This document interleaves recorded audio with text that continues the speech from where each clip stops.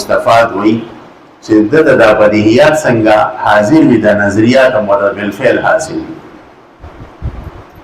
د سوچ او د فکر ضرورت نه څنګه چې ورته بدیهیات حاصل وي د نظریات او د حاصل وي او په سوچ فکر کې ډېر کم کوي ورنه څنګه چې د ډوب نظري مسلې ته پوښتنه کې درس به ورکړي بس داسې تفصیلات به ته وکړي ته دا سمندر دی شو دا عقل څلورمه دله دی ته ویلی شي عقل مستفاد او دا عقل په دې دنیا کې کېدی شي او کله شي کېدی نو بعض علما وایي چې دا په دې دنیا کې نشي حاصلېدی دا په جنت کې د جنتیان او بعض علما وایي چې نه دا په دې دنیا کې هم چې دی حاصلېدی شي او دا د خواص د انبیاو چې د انبیاو په خپل عقل مستفاد وي او د انبیا کرام علیهم صلوات و تسلیمات سره چې کوم نږدې خلق وي د هغوم دا عقل مستفاد دي لکه عمرین شو رضی الله عنهما حضرت علی شو حضرت عثمان شو رضی الله عنهما عبدالله بن مسعود صاحب شو د دو عقل چې دی د عقل مستفاد دی دا بالکل په هغه اعلی درجه کې پېښ شول او یا داسې چې وهابي علوم متحاصل وي ډېر لوی اولیاء د اوچت د ولایت په اعلی درجه باندې فایز دي د دوم د انبیا کرامو سره یو نږدې نسبت دی د دې وجه نه د دو عقل مستفاد ګرځېدی شي نو دا دویم تقسیم شو او هغه دا دی چې د عقل څلور مرتبې دي لومړنۍ مرتبه عقل حیولاني دویمه مرتبه عقل بالملکه دریمه مرتبه عقل بالفعل څلورمه عقل مستفاد او دریم تقسیم علما کوي او دریم تقسیم د عقل دا دی چې د عقل باره کې اصطلاحات مختلف دي یو هغه عقل دی چې د فلاسفو په نزد دی دویم عقل دی چې د ماورا النهر علماء ثابتوي او دریم عقل له حکماو بعض حکماو په نزد دی او څلورم عقل هغه دی چې کتاب کې موږ اوس چیړو نو دا دریم تقسیم دی نو فلاسفه وایي چې اصل کې دا عقل دا د الله پاک اعلی ده معاذ الله او دا خبره د عقیدې لحاظ سره غلطه ده او وایي الواحد لا يصدر عنه الا واحد الله یو دې دنه یو شی صادري وی الله صرف یو عقل پیدا نشي یو عقل پیدا کو دا غینه پس بیا دا عقل نو لګیدو نو د دوه سيزونه عقل اول پیدا یو فلک اول پیدا کو بل عقل ثاني پیدا دا عقل ثاني رو لګیدو نو دم بیا دوه سيزونه پیدا یو فلک ثاني پیدا کو او بل چې کوم دی عقل پیدا زور بسې بیا لسم عقل چې دی نو هغه وی حکمات چې دا جبرئیل علیه السلام او دا تمام دنیا جبرئیل علیه السلام چلایي نو دا د فلسفو عقیده ده او دا بالکل غلطه ده د اسلامي روح سره او د اسلامي دلایلو په رڼا کې د عقل دویم اطلاق چې کوم د ماورا النهر علما دي دریای امونه شاته چې کوم زموږ احناف علما دي دا هو پریز باندې د عقل اطلاق کیږي چې دا یو جوهر دی جسمانی دی نورانی دی حادث دی جوهر جسمانی نورانی حادث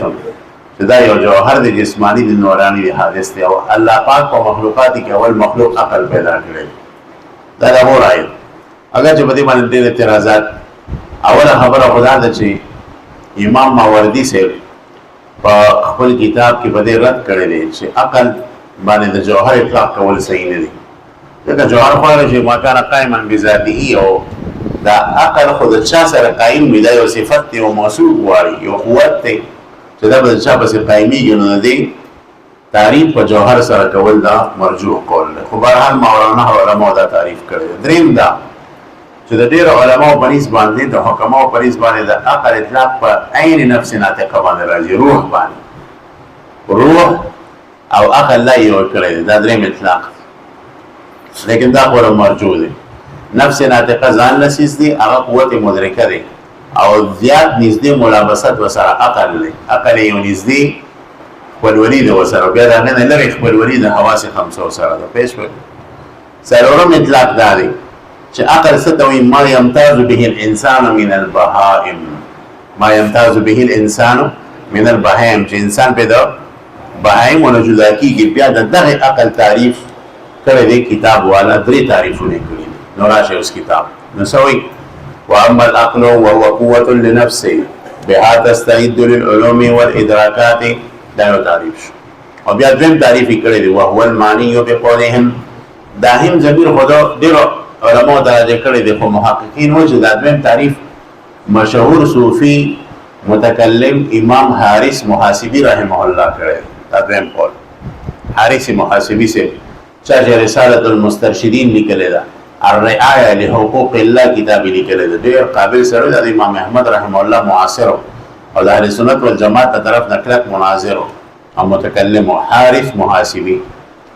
نو دا دویم تعریف چې دی کوم کړی دی بقول غریزه یتبعها العلم بالضروريات عند سلامه الالات د حارث محاسبی سے وقيل جوهر دا اوس به چته وي چې د ماورانه علماء تعریف کړی جوهر جسمانی نورانی حادث دا غا تعریف ته اشاره ده پېښ او قیل سره ځکه مصدر کړی چې دا تعریف کمزور دی دغه بقیه سره مصدر کړی په کلمه د تبریز سره ورمالي تعریف ته شو عمل عقل او قوت للنفس چې دا یو قوت د نفس ناطقي د پاره د روح د پاره بها د دې په سبب سره مستعید کیږي دا نفس د پاره د حصول علوم او د ادراکات وهو قوة اللفظ قوت خو معلوم دی چې دا یو عرض دی او دا موصوف وار او دا لنفس چې ویلې نفس موصف شي دی نفس ناطقه دی او روح دی دا نفس ناطقه څه شي دی نو بعض علما وایي چې د نفس ناطقه تعریف چاته نه دی معلوم الله تعالی خپل محبوب علیه السلام ته کوم دی نه دی کول قل الروح من امر ربي او بعض علما وایي چې نه پیغمبر علیہ السلام ته د روح تعریف نه راتله دا د خواصو نه دی او چونکې مخکني کتابونه کې دا لیکلي چې د آخري پیغمبر علامتونو کې یو علامت دا دی چې دی به امي دویم علامت دا دی چې دله به روح تعریف نه ورسي چې پوه چې دا پیغمبر دی دا جواب باقاعده امام ابواليوسف بزدوي صاحب په کتاب اصول الدین کې لیکلی دی د روح تعریف نه راتله پیغمبر علیہ السلام ته دا د دې د خواصو نه دی د دې دا معنا نه ده چې نور خلکو له روح تعریف باندې ورسي لکه څنګه چې امي کېدل د پیغمبر صفت دی د نور خلکو په حق کې څه شی دی نقص د دې وجنه دا نفس چې دی نو دا روح دی او د روح تعریف علماء کړی په مختلفو اندازونو سره په مختلفو طریقو سره کتابونه به علماء لیکلي دي کتاب په ابن قیم صاحب لیکلی دی کتاب الروح بیا د ابن قیم صاحب د کتاب اختصار شوی دی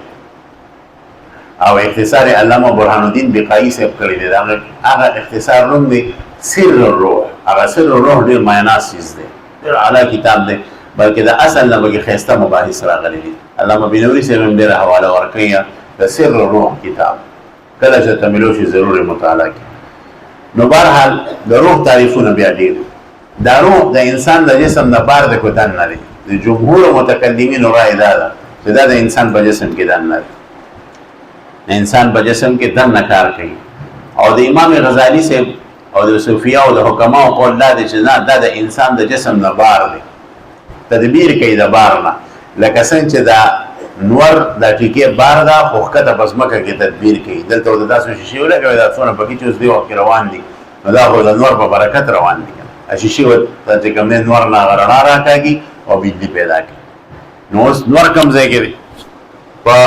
لکاو کیلومتره باندې چې کوم دی لرې دی لیکن اثر یې دلته ښکاره کېږي امام غزالي صاحب وایي د انسان د روح هم د انسان د جسم نه بار دی دا قول د حکماو د یونان هم خو د امام غزالي صاحب او د یونان د حکماو په قول کې یو باریک فرق دی هغه دا چې د یونان حکما د انسان د جسم نه د روح بار ګڼي مجرد ګڼي خو قدیمي ګڼي څه ګڼي قدیم او امام غزالي صاحب فرمایي چې دا روح د انسان د جسم نه بار دی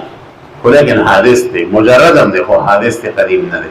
چنانچه ما سوا د باری تعالی ته امام غزالي صاحب دا ټول حوادث دي او عالم ورته وایي او د دې درې قسمونه دي یو مجرد دی دویم عین دی او دریم چې دی عرض او دا قول امام جلال الدین دوانی صاحب هم کړی دا ملا جلال والا دا کتاب دی الروح الجوال علامه البصری سے په خپل تحقیق سره شایع کړی دی او ډېر مفید کتاب دی وړه رساله ده ډېر شاندار اقوال پکې پیش کړي علامه یوسف بنوري سے والد صاحب چې حضرت مولانا زکریا بنوري رحمت الله علیه هغه په روح باندې یو مضمون لیکلو او بیا به د بیانات کې چاپ شوی په هغه کې ډېر معلومات دي د روح متعلق زما مطالعه نه تیر شوی ډېر ښه کتاب نو امام غزالی سے وایي چې دا د انسان د جسم نه بار دی او تدبیر کوي او دا خپل حکم هم دی. نو وایي وهو قوة للنفس